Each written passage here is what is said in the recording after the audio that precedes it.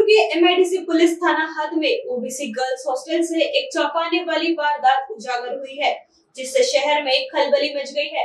Milli जानकारी के अनुसार घटना 22 जुलाई को सुबह करीब 3 बजे हुई। दोनों आरोपी हॉस्टल के प्रवेश द्वार का ताला तोड़कर अंदर घुस गए। फिर वे एक छात्रा के कमरे में घुसे और उसके साथ छेड़छाड़ की। छात्रा ने जब विरोध किया और चिल्लाई तो आरोपी उसका मोबाइल फोन लेकर फरार हो गए। पीड़िता की शिकायत के बाद इस मामले में एमआईडीसी पुलिस स्टेशन में मामला दर्ज किया गया है, लेकिन पुलिस अभी तक आरोपियों की तलाश नहीं कर पाई। जिस ओबीसी गर्ल्स हॉस्टल में यह घटना हुई वहां कुल 64 लड़कियां रहती है। इस घटना के बाद उनमें डर का माहौल बन गया है। अब सवाल उठता है कि युवतियां शहर में सुरक्षित कहाँ है? युवतियों की और महिलाओं की सुरक्षा की जिम्मेदारी कौन लेगा? क्या कभी इन दरिंदों को दिया जाएगा फांसी का फंदा, या फिर लड़कियों को ही उठाना पड़ेगा इन दरिंदों के खिलाफ सख्त कदम? आपल्याकडे एक मुलगी आली। ती मुलगी इथे इतर शासकीय मागासवर्गीय मुलींचे वसतिगृह हिंगणा रोडला आहे। ते बिल्डिंग 3 मजली आहे। त्या 3 मजलीमध्ये वरचे 2 फ्लोर मुली राहतात। मुली जवळपास 60 मुली इथे राहतात।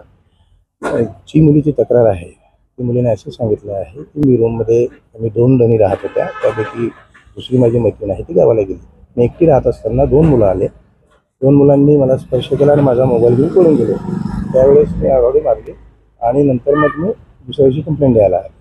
परंतु तिने असंही सांगितलं आहे की या फ्लोअरवरती मागचे गेट कायम उघडं असतं, त्याला कुठलेही कुलूप नव्हते आणि मी ज्या रूममध्ये राहते त्या रूममध्ये 2 दरवाजे आहेत। त्यापैकी एका दरवाजाला कुलूप असताना एक दरवाजा कायम उघडा असतो, त्याला आतून कडी कोंडा नव्हता। तसेच त्याने कंप्लेंटही केली की सीसीटीव्ही वगैरे पण नाही।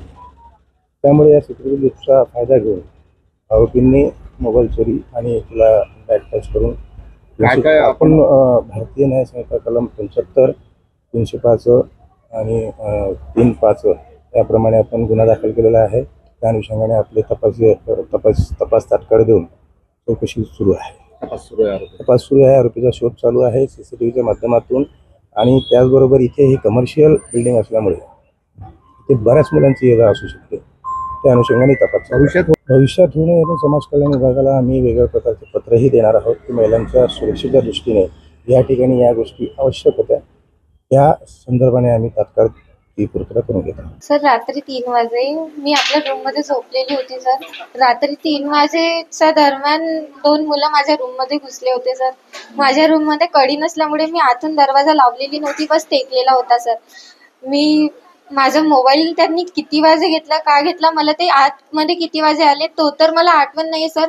पण त्यांनी जसं मला टच केलं तसं माझी झोप उघडली आणि जशी झोप उघडली तसे मला ते समोर दिसले सर। त्यांनी बस बॅट टच जशी मला टच केला तसे मला जाग आला सर आणि ते पडून गेले तिथून।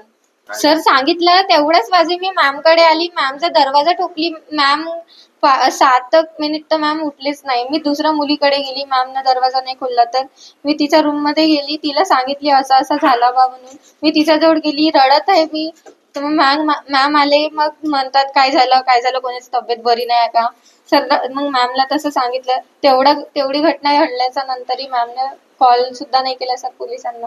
बाहेर निघायची पण इच्छा नाही होत सर। असं वाटते की बाहेर पण असं काही होऊ शकते बा सर। हॉस्टेलमध्ये असं होऊ शकते तर बाहेर का नाही होऊ शकत?